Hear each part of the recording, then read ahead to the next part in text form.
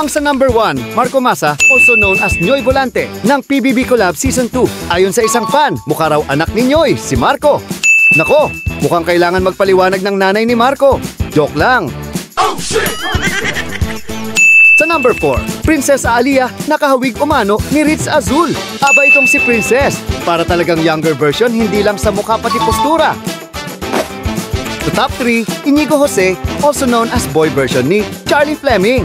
Yung mga mata nila pareho ng kulay at hugis. At take note, mukhang alam rin ito ni Charlie. Charlie, may something ka kay Inigo, ha? Sa number 2, Crystal Mayes at Elena Darna. Grabe ang kutis at kinis ng mga to. Talagang parang favorite ni Lord. Baka may skincare reveal kayo dyan. At ang sa top 1, si Caprice Cayetano at Heart Evangelista. Parehong chinita, parehong may maamong mukha na parang laging kalmado at elegant tingnan. Si Caprice, fresh at classy ang aura, gaya ng mga early years ni Heart sa showbiz. Kaya naman siya ang number 1 sa listahan. Agree ka ba, ka-modern? Mag-comment ka nga sa baba.